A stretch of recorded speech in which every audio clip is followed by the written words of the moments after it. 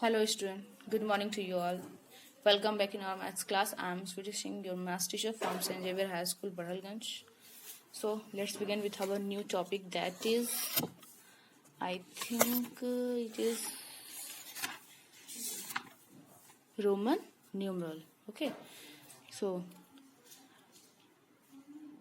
अभी तक आप लोगों ने जो भी डिजिट्स के बारे में, जो भी नंबर्स आपने पढ़े, वो आपके कौन से सिस्टम के अकॉर्डिंग थे? वो आपके थे हिंदू अरबिक न्यूमरल्स थे। वो कौन से थे? Hindu Arabic numerals. ठीक है, अब हम एक नए न्यूमरल्स के बारे में पढ़ेंगे, दैट इज रोमन न्यूमरल्स। ठीक है, मीन्स हम अपने इसी डिजिट्स को हम कुछ इंग्लिश अल्फाबेट के लेटर्स के थ्रू हम उनको डिफाइन करते हैं।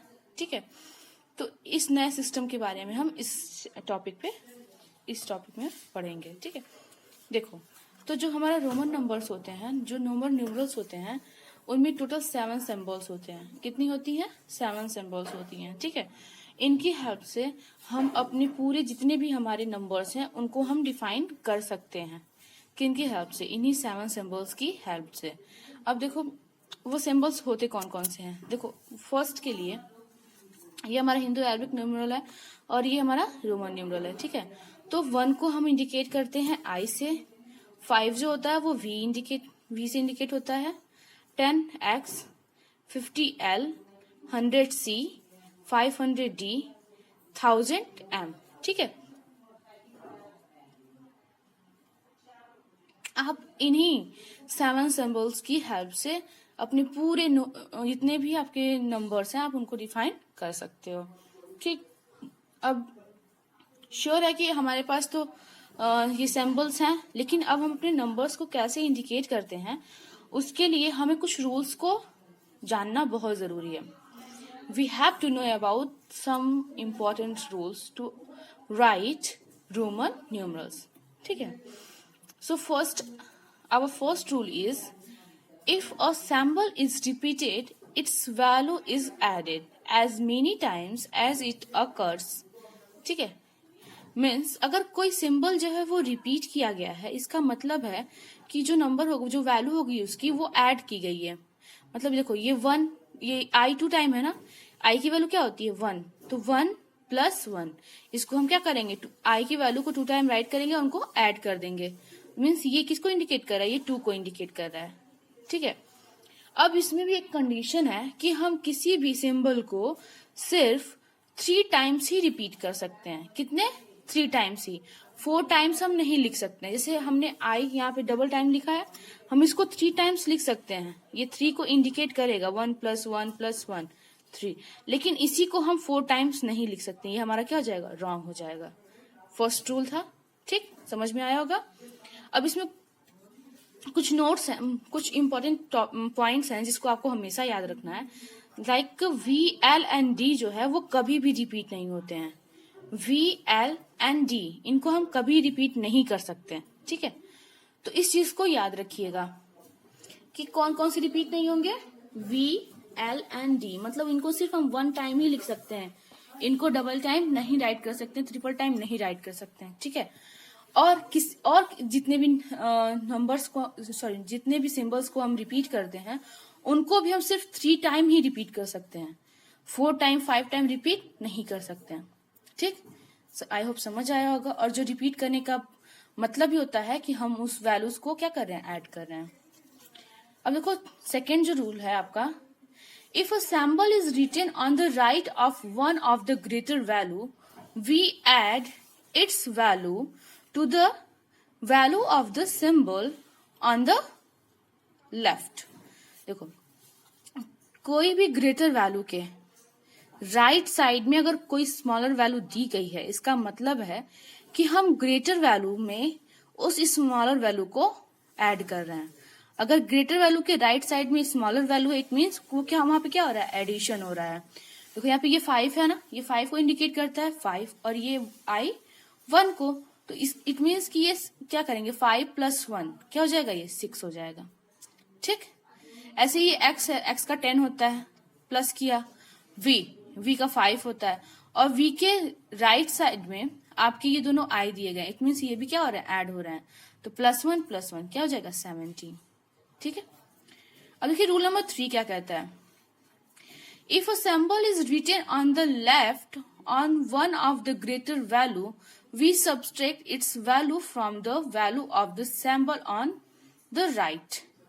इसका मतलब है कि अगर हम किसी भी ग्रेटर वैल्यू के लेफ्ट साइड में अब स्मॉलर वैल्यू को राइट करते हैं, इसका मतलब होता है कि ग्रेटर वैल्यू से हमारी स्मॉलर वैल्यू क्या हो रही है, माइनस हो रही है। ये 5 है ना और ये 1 है, और ये 5 के लेफ्ट साइड में क्या है, 1 है ना, तो 5 से हम क्या करेंगे, 1 को माइनस कर देंगे, ये वैल्यू क्या आ जाएगी, 4। ये हमारा क्या हो जाएगा, ये 4 का सिंबल हो जाएगा। ठीक, अब देखो यहाँ पे ये x है, x किसको इंडिकेट करता है, 10 को, और ये i जो है वो 1 को। तो ग्रेटर वैल्यू के लेफ्ट साइड में दी गई है ना ये वैल्यू, इट मीन्स यहाँ पे भी क्या होगा, माइनस ही होगा। तो 10 से हमने 1 को माइनस किया, क्या हो जाएगा, 9 हो जाएगा। ठीक, अब देखो इसमें कुछ इंपॉर्टेंट पॉइंट्स है, जैसे कि फर्स्ट है कि a Roman symbol of smaller value can be placed before another of the greater value only once.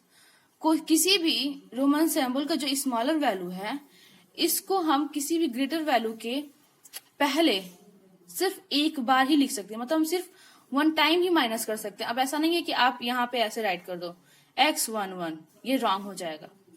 ठीक है, सिर्फ 1 टाइम ही हम राइट कर सकते हैं, 1 टाइम ही इनको माइनस कर सकते हैं। अब सेकेंड पॉइंट क्या कहता है कि VLD are never subtracted. VLD जो है वो कभी भी माइनस सब्सट्रैक्ट नहीं किए जाते हैं, मतलब VLD को कभी भी हम माइनस नहीं कर सकते। ठीक, our next point is that is point number 3। I can be subtracted from V and X only, and X can be subtracted from L and C only. Means I को सिर्फ हम V और X से subtract कर सकते हैं, ठीक है, और X को केवल हम L और C से सब्सट्रैक्ट कर सकते हैं, ठीक है। नेक्स्ट क्या है पॉइंट आपका कि C can be subtracted from D and M only. C को केवल हम D और M से सब्सट्रैक्ट कर सकते हैं। ठीक, मीन्स आपको ये चीज रिमेम्बर रखना होगा कि VLD तो सब्सट्रैक्ट होते ही नहीं है, I सिर्फ V और X से सब्सट्रैक्ट होगा और X केवल L एंड C से होगा। ठीक है, C भी सिर्फ D एंड M से सब्सट्रैक्ट होगा। ठीक, रूल नंबर 4 आपका कहता है कि if a symbol of smaller value is written between two numerals of greater value, we subtract it from the symbol on its right। मतलब कि अगर कोई स्मॉलर वैल्यू का जो सिंबल है 2 ग्रेटर वैल्यू के बीच में राइट किया गया है, तो वो इसका मतलब ये है कि वो जो सिंबल है वो अपने राइट के जो ग्रेटर वैल्यू है इससे माइनस किया जा रहा है। ठीक है, इसको सब्सट्रैक्ट किया जा रहा है। जैसे देखो ये x की वैल्यू 10 हो गई, i के राइट में कौन सा है, v है ना, तो v से ही क्या होगा, माइनस होगा। तो v की वैल्यू क्या होती है 5, और माइनस किया जाएगा किसको, i को, तो 1। तो ये वैल्यू किसकी आ जाएगी, 14 की वैल्यू आ जाएगी। ठीक है, तो ये रूल्स हैं आपके, आपको इसी बेसिस पे अपने सारे क्वेश्चंस को करने हैं। देखो यहाँ पे एग्जाम्पल के रूप में देखो यहाँ पे कुछ एग्जाम्पल्स भी दिए गए हैं। देखो यहाँ पे फर्स्ट रूल था ना कि जो रिपीटेशन होता है इट मीन्स कि वो उन सिंबल्स के जो वैल्यूज होती है उनको ऐड किया गया है। ये 2 टाइम है तो i की वैल्यू 1 होती है, 1 को 2 टाइम हमने ऐड कर दिया, 2 आ गई। ऐसी x को 3 टाइम किया गया तो 10 + 10 + 10 30 आ गया। ठीक है, c 2 टाइम हो गया है, ऐड किया गया है, तो 100 + 100 = 200। अब अगर कोई ग्रेटर वैल्यू के सिंबल के राइट साइड में अगर हम स्मॉलर वैल्यू के सिंबल को राइट करते हैं, इट मीन्स कि हम क्या कर रहे हैं, ऐड कर रहे हैं। तो ये 5 + 1 हो जाएगा, तो ये 6 हो गया। ये 5 v की वैल्यू 5 प्लस i की वैल्यू 1 अगेन i की वैल्यू 1, इन सबको ऐड कर देंगे, 7 हो जाएगा। नेक्स्ट है आपका कि स्मॉलर वैल्यू अगर ग्रेटर वैल्यू के लेफ्ट साइड में लिखी गई होती है, इट मीन्स कि हम क्या करते हैं, माइनस करते हैं। तो 5 से हम 1 को माइनस कर देंगे, 4 आ जाएगी। 10 से हम 1 को माइनस कर देंगे, 9 आ जाएगी। कर लेंगे। नेक्स्ट है आपका कि लार्जर वैल्यू के बीच में अगर हम स्मॉलर वैल्यू को राइट करते हैं, इट मीन्स कि स्मॉलर वैल्यू की जो राइट साइड की लार्जर वैल्यू होगी उससे वो वैल्यू माइनस हो रही है। तो x की वैल्यू तो 10 हम वैसे लिखेंगे। अब यहाँ देखो ये i जो है वो i के राइट साइड में v है ना, मीन्स 5 से 1 माइनस हो रहा है, तो ये 5 से 1 माइनस हो गया, तो 10 + 4 14 आ जाएगा। ठीक है, ऐसे ही करना है आपको। तो आज आपको जो करना है, आपकी जो एक्सरसाइज होगी वो ट्राई दिस 1 का 7th, ठीक है, 7th वाली आपको करनी है ये एक्सरसाइज।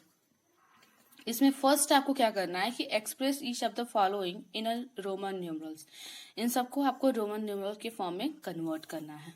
ठीक है, देखो मैंने यहाँ पे किया हुआ है कुछ, आप लोगों को मैं बता दे रही हूँ आपको करना कैसे है। हाँ देखो फर्स्ट क्वेश्चन आपका 3 था ना, फर्स्ट क्या है 3 है, 3 को आप ब्रेक कर दो, क्योंकि 3 के सिंबल को हमें पता ही नहीं, तो 3 कैसे हम लिख सकते हैं 1 + 1 + 1। ठीक है, तो 1 की वैल्यू आई। ठीक, ये भी हो गई। अब यहाँ देखिए एक क्वेश्चन नंबर जे हम लेते हैं। जे में क्या है कि आप इन वैल्यूज को देखो 164 है ना, 164, तो इसको आप क्या करोगे, आप पहले इसको ब्रेक कर दो इसके प्लेस वैल्यू के अकॉर्डिंग। ये हो गया 100 + 60 + 4 हो गया ना। अब देखो 100 की वैल्यू हमें पता है, हमने 100 वैसे लिख दिया। 60 की वैल्यू हमें नहीं पता है रोमन नंबर में, तो 60 को भी हम किसी ना किसी चीज में आप ब्रेक करोगे, किसी नंबर्स में। तो 50 प्लस अगर 10 कर दें, 50 की वैल्यू भी हमें पता है और 10 की भी वैल्यू हमें पता है, तो हमें 60 मिल जाएगा ना, तो हमने इसको ब्रेक कर दिया। ठीक, 4 इट मीन्स 5 से अगर हम 1 को माइनस कर दे तो क्या जाएगा 4। तो 100 की वैल्यू C, 50 L, 10 X और 4 I V, ये हमारा आंसर हो जाएगा। ठीक है, एक और क्वेश्चन बता दें, जैसे क्वेश्चन नंबर मैं बता दे रही हूँ आपको, I क्या है आपका 99। ठीक, अब आप इसको कैसे करोगे, 99 आप कैसे राइट करोगे, इसके लिए आप क्या करोगे, 99 को आप कैसे लिख सकते हो 90 + 9। अब 99 आप कैसे इंटीग्रेट करोगे, 9 के लिए भी क्या हो जाएगा 90 प्लस, सॉरी देखो 90 के भी सिंबल हमें नहीं पता है, तो इसको भी ब्रेक करना पड़ेगा। तो ये क्या हो जाएगा 100 माइनस, अगर 10 कर दे तो हमें क्या मिल जाएगा 90 मिल जाएगी, और अगर 10 - 1 कर दे तो क्या मिल जाएगा हमें 9 मिल जाएगा। तो 100 - 10 मतलब XC, क्योंकि जब माइनस करते हैं तो लार्जर वैल्यू के लेफ्ट साइड लिखते हैं, तो XC आ गई वैल्यू, और 10 - 1 है तो IX, यही अब क्या हो जाएगा 99। कर लेंगे, ऐसे ही करना है आपको। तो ट्राई दिस का क्वेश्चन नंबर 1 ऐसे करना है। क्वेश्चन नंबर 2 में देखिए ये रोमन न्यूमरल्स में दिए गए हैं, आपको इनको हिंदू अरबिक न्यूमरल्स में कन्वर्ट करना है। तो ए आपका देखिए क्या है XII, तो इनकी वैल्यूज लिखते जाइए। x की वैल्यू 10, I +1 + 1 + 1, इनको ऐड कर दीजिए 13 हो जाएगा। क्योंकि ये लार्जर वैल्यू के ये कहाँ लिखे गए हैं, ये आपके राइट साइड में लिखे गए हैं, इट मीन्स ये ऐड किए जाएंगे। ठीक, अब जैसे आपका F है, F में क्या है LIV, L की वैल्यू क्या होती है, ये भी लार्जर वैल्यू है, ये भी लार्जर वैल्यू है। आपने रूल नंबर 4 क्या पढ़ा था, दो लार्जर नंबर्स के बीच में सिंबल के बीच में अगर स्मॉलर वैल्यू की सिंबल होती है, इट मीन्स कि वो अपने राइट साइड की वैल्यू से माइनस हो रही है, यही पढ़ा था आप लोगों ने ना। तो ये देखो ये L की वैल्यू 50 हो गई, प्लस ये 5 से 1 माइनस हो रहा है, तो 50 + 4 = 54, ये आंसर हो जाएगा। ठीक है, कर लेंगे, ऐसे ही करना है आपको। थर्ड क्वेश्चन क्या है, write your class and birthday date in Roman numerals. आपको अपने क्लास को भी रोमन नंबर में राइट करने हैं, एंड अपनी बर्थडे की जो डेट है आप उसको भी रोमन नंबर्स में राइट करोगे। ठीक, तो ये आपका होमवर्क है, आप इसको करोगे। चलो ये अब जैसे हम लोग पहले लेट्स एवलुएट पढ़ते थे ना, सारे क्वेश्चन सारे चैप्टर से कुछ क्वेश्चन दिए गए होते हैं, तो सेम वैसे ही ये इसमें भी दिया गया है, आपको इसमें से आपको करके आना है, करना ही है। इस देखो क्वेश्चन नंबर फर्स्ट क्या है, arrange the following numbers in descending order. आपको इसको डिसेंडिंग ऑर्डर में करना है, आई होप आप कर लोगे। Of the following numbers which is the greatest which is the smallest. इन सारे नंबर्स में कौन सा नंबर ग्रेटर है, कौन सा स्मॉलर है, आपको ये बताना है। कर ही लेंगे आप लोग। राइट इन एक्सपेंडेड फॉर्म, एक्सपेंडेड फॉर्म में आप इसको राइट करना है आपको मैंने एक्सरसाइज 1.1 में ही आई थिंक बताया था, एंड आई होप आप कर लोगे। ठीक, ये सारे क्वेश्चंस बिल्कुल 1.1 के ही अकॉर्डिंग हैं। 4. As per of census of 2001, the population of 4 states are given below. Arrange the state in ascending and descending order of their population. आपको ये states दिए गए हैं, इनके populations दी गई हैं। आपको इनको ascending order में भी increase करना है, राइट करना है, और descending order में भी राइट करना है according to population। तो आप इसको करोगे, पहले आप असेंडिंग ऑर्डर में राइट करोगे, देन डिसेंडिंग ऑर्डर में राइट करोगे। पहले नंबर्स राइट करोगे, उसके नीचे उस स्टेट के नेम्स को राइट कर दोगे। ठीक, अब देखिए, the diameter of a Jupiter is this metre, insert comma suitably and write the diameter according to international system of numeration. आपको ये डायमीटर दिया गया है जुपिटर का, ठीक है। आपको इसको क्या करना है, फर्स्ट आप इसमें कॉमा प्लेस करोगे, कैसे, इंटरनेशनल सिस्टम के अकॉर्डिंग। इंटरनेशनल सिस्टम के अकॉर्डिंग आप इसमें कॉमा प्लेस करोगे, ठीक है, और फिर उसको उसको वर्ड्स में भी आप राइट करोगे। ठीक, एंड आई होप आप कर लोगे ये। क्वेश्चन नंबर 6 देखिए, find the sum of greatest and least 6 digit number formed by the digit this using each digit only once. आपको सम फाइंड आउट करना है ग्रेटेस्ट और स्मॉलेस्ट। इन नंबर्स के द्वारा ग्रेटेस्ट नंबर बने होंगे जो उसका, और जो स्मॉलेस्ट नंबर बनेगा उसका, उन दोनों के सम को फाइंड आउट करना। मतलब आपको ऐड करना है, दोनों नंबर्स को पहले आप फाइंड आउट करिए एंड उसको क्या करेंगे, आप ऐड कर दोगे। ठीक है, तो ये क्वेश्चन आप करोगे। Question number 7. A factory has a container filled with this liter of cold drink. In how much bottles of 200 milliliter capacity each can it be filled? एक फैक्ट्री है जिसके कंटेनर में इतने लीटर्स कोल्ड ड्रिंक है, ठीक है, उसके पास कुछ बोतल्स हैं जिसकी कैपेसिटी 200 मिलीलीटर है। आपको बताना है कि कितने ऐसे बोतल्स का यूज किया जाएगा जिससे ये पूरा कंटेनर, इतनी जो कोल्ड ड्रिंक है वो भर जाए। तो सबसे पहले आप यहाँ पे देखो, लीटर है, यहाँ पे मिलीलीटर है, तो आप इसको कन्वर्ट करोगे, किसी एक को कन्वर्ट कर दो। तो लीटर को आप मिलीलीटर में कन्वर्ट कर सकते हो, करिए इसको। उसके बाद आप 200 से इसको डिवाइड कर देंगे। पहले आप कन्वर्ट करोगे लीटर को मिलीलीटर में, एंड देन आप क्या करोगे, डिवाइड कर दोगे। कर लेंगे, चलिए नेक्स्ट क्या है, question number 8। The population of a town is this. In a survey, it was reported that 1 out of every 14 person is illiterate. In all, how many illiterate persons are there in the town? ठीक है, यहाँ पे बोल क्या रहा है कि एक टाउन की जो पॉपुलेशन है वो इतनी है। एक सर्वे हुआ जिसमें ये मिला कि 14% में से, मतलब आउट ऑफ 14, अगर हम 14% ले लें, उसमें से एक जो है वो अशिक्षित है, वो पढ़ा लिखा नहीं है। ठीक है, तो आपको ये बताना है कि उस पूरे टाउन में कितने लोग ऐसे हैं जो इलिटरेट हैं। तो आप क्या करोगे, 14 से इस नंबर को डिवाइड कर दोगे। डिवाइड कर दीजिए, जो क्वेश्चन आएगा वही आपका आंसर होगा। तो आज आप लोग क्वेश्चन नंबर 8 तक करोगे। कहाँ तक करोगे, 8 तक करोगे। ठीक है, उसके बाद नेक्स्ट टर्न पे हम बात करेंगे आगे सारे क्वेश्चंस के। तो क्वेश्चन नंबर ट्राई दिस करेंगे आप लोग, एंड क्वेश्चन नंबर 8 यहाँ तक आप करोगे। ठीक है, चलो ठीक है, अच्छे से करिएगा। Okay, thank you.